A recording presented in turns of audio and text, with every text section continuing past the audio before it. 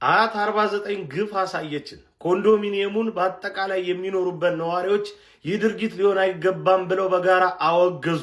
መጨረሻው ግን ኦርቶዶክሳውያን ብቻ ተመርጠውና ተለይተው እናንተ የመንግስትን እምነት ነካችሁ ኑ ተብሎ በግፍ እየተንገላቱ እንዲታሰሩ ሆነ።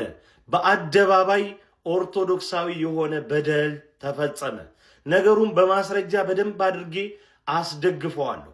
በፎቶ እንደምትመለከቱት ከኮንዶሚኒየሞች መካከለኛ ስፍራ ላይ የተተወው ቦታ ለጋራ መገልገያነት፣ ለፓርኪንግ፣ ለግሪን ኤሪያ፣ ለህፃናት መጫወቻ የሚፈቀድ ሆኖ ሳለ መንግስት ግን ሰሞኑ እንግዲህ በምርጫ ላደረጋችሁልኝ ድጋፍና አስተዋጽኦ በሚል ለተለያዩ ፓስተሮችና ነቢያትን ለሚሉ በአጠቃላይ የኮንዶሚኒየሞችን መካከለኛ ክፍል እያደላቸው መሆኑ እየተስተዋለ ነው። አንዱ ቀድሞ ደግሞ እንደምትመለከቱት ይህንን አካባቢ ያጥራል። ያጠረው ደግሞ የአዲስ አበባ ከተማ ልማት ቢሮ የምትመለከቱትን ማስረጃ ለፍርድ ቤት አቅርቦ ነው። ያ አካባቢ የጋራ መገልገያ እንጂ ቤተ እምነትን ተቋምን ለመገንባት የሚሆን አይደለም የሚል ግልጽ ማስረጃን አቅርቧል። ይህንን ግን ወደ ጎን በመተው በማናለብኝነት እንደምትመለከቱት የፍርድ ቤት ውሳኔ ሳይጠበቅ እግዱም ሳይፈጸም አካባቢውን በቆርቆሮ ማጠር ተጀመረ። በአጠቃላይ ነዋሪው ተቆጣ። የምታዩት ነገር ተፈጠረ። ከዛ በኋላ ፕሮፓጋንዳ ተሰራበት። ኦርቶዶክስ ገፊናት፣ ያ ዘመን ግን አብቅቷል፣ እኛንን ካሁን በኋላ ሁሉን ነገር የምንቆጣጠረው አይነት ነገር። ተከባብረንና ተዋደን የማንኖርባት ኢትዮጵያ ነገ ምን እንደምትፈጥር አብረን እናያለን። አንተ ደልቶህ እኔ በፍጹም ከፍቶኝ አልኖርም ነው ምልህ። መላው ባለማህተብ ይህንን እየሰማህ በደንብ እንድታስተውል እፈልጋለሁ። የዚህ ዘመን ዘርፈ ብዙ ተጽዕኖ እንዲህ አይነት መልኮችም ጭምር እንዳሉት እወቅ፣ ተረዳ።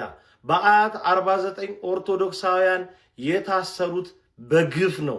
ይሄ መታወቅና መሰመር አለበት። የእናንተን ፖለቲካና ፕሮፓጋንዳ ቀቅላችሁ ብሉት ነው የምልህ። ይህ ቪዲዮ ስንት ሺህ ላይክ ካገኘ ሊቀድቁናን ትለቅልኛለህ? 300 ሺህ ላይክ ከታየ ለቅልሃል፣ ችግር የለም። ይሄን ነገር ስመለከት አንድ የመጽሐፍ ቅዱስ ቃል ትዝ አለኝ። ኮፒ ሊንክ፣ ሼር፣ ፖስት እያደረጋችሁ በኮሜንት ደግሞ ሐሳባችሁን ገለጹልኝ። በደንብ አዳርሱት ለብዙ ሰዎች። ዘፍጥረት 25:29 ላይ እንዲህ ይላል፣ ከዕለታት አንድ ቀን ያዕቆብ ቀይ ምስር ወጥ በመስራት ላይ እንዳለ ኤሳው ከአደን መጣ፣ በጣም ርቦት ነበረ። ስለዚህም ያዕቆብን ከዚህ ቀይ ወጥ ስጠኝ አለው። ያዕቆብም መጀመሪያ ቡክርናን ሽጠልኝ አለው። ኤሳውም እኔ በራብ መሞቴ ነው፣ ታዲያ ቡክርና ምን ያደርግልኛል አለው።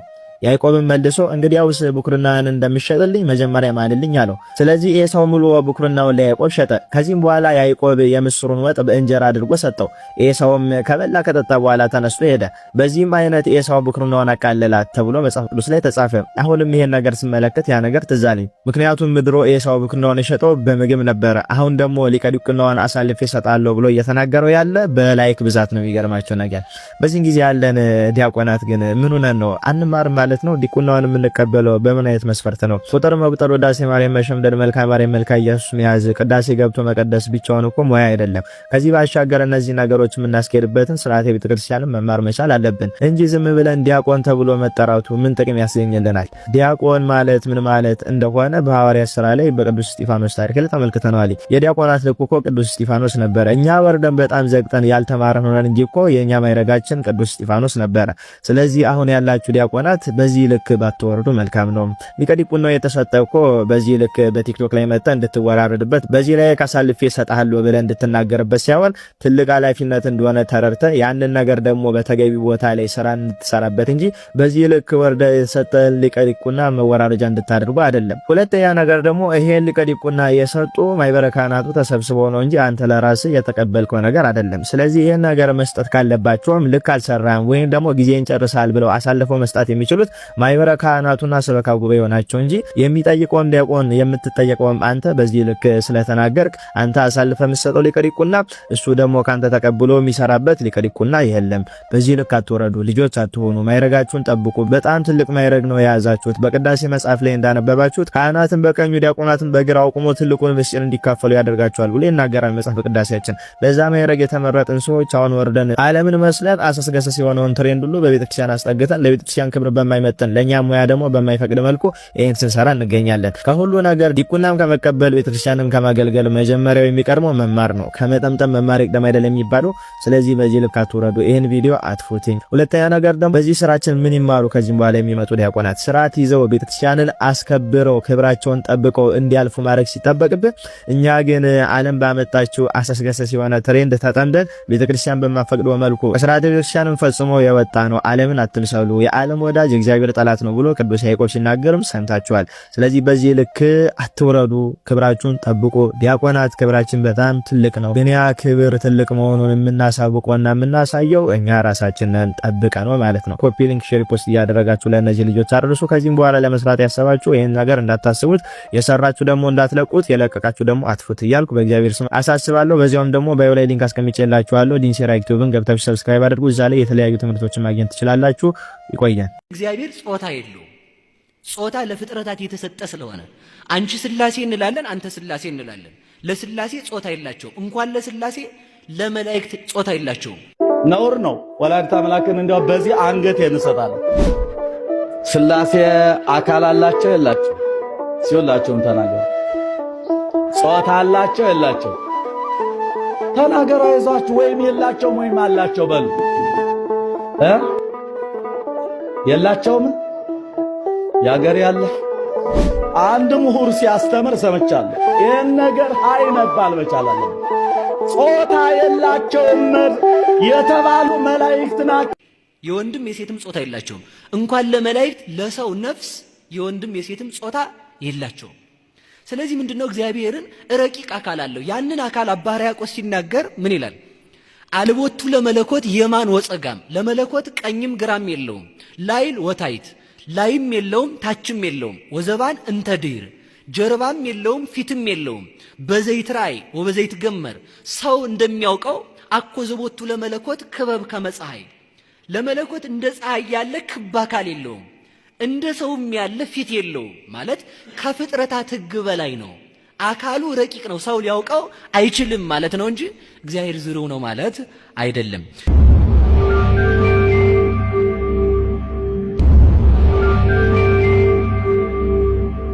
ከዚህ የተነሳ አንድ ነገር ብቻ አይተን ርዕሱን እንመልሰው። አምላክም ሰውም የሚለው አምላክም ሰውም ተዋህዶ ላይ ልንመጣ ነው።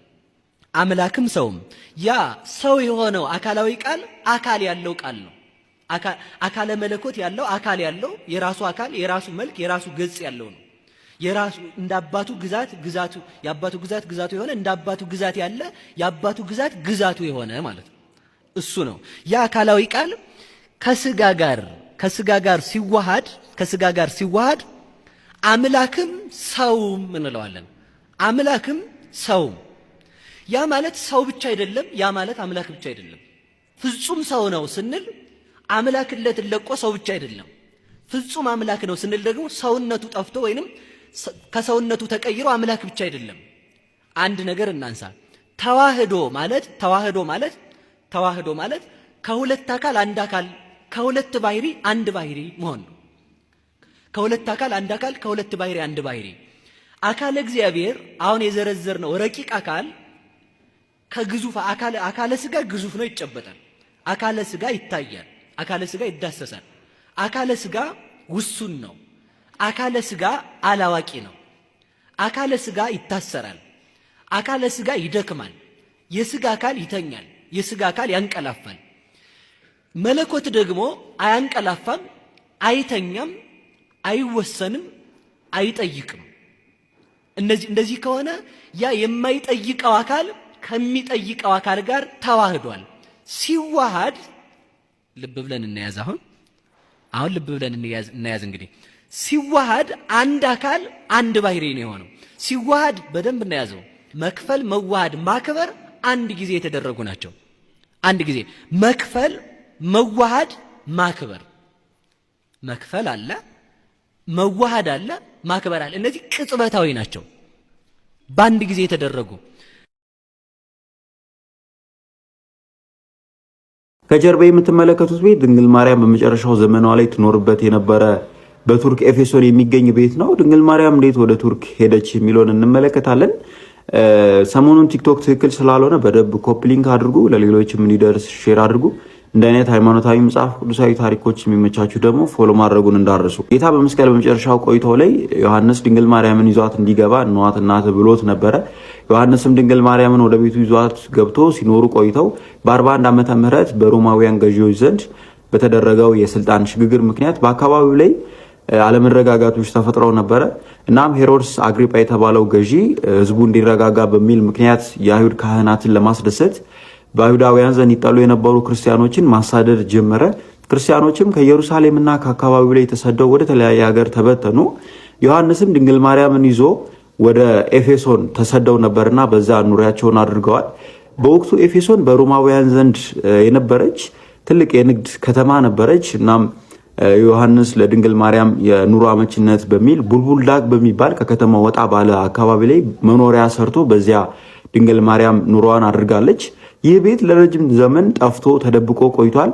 በ19ኛው መቶ ክፍለ ዘመን ካትሪን ኤምሬች የተባለች ጀርመናዊት መነኩሴ ይህንን ቤት በተደጋጋሚ ጊዜ በራእይ ትመለከተው ነበረ። እናም በተደጋጋሚ ስትመለከተው ከቆየች በኋላ ለአርኪኦሎጂስቶች ይህንን ቤት ጥቆማ ሰታ አርኪኦሎጂስቶችም በዚህ ቤት አካባቢ ላይ ጥናቶችን አድርገው ቁፋሮ አድርገው ይህንን ቤት ሊያገኙ ችሏል። የካቶሊክ ቤተክርስቲያንም እንደዚሁ ድርሳናትንና መጽሐፍትን አገላብጠው በእውነት ይህ ቤት የድንግል ማርያም ቤት እንደሆነና ድንግል ማርያም በዚህ አካባቢ ትኖር እንደነበረ አረጋግጠው ቦታውን ቅዱስ ስፍራ አድርገው እስከዛሬ ድረስ ብዙዎች የሚጎበኙት ቅዱስ ስፍራ ሆኖ ይገኛል።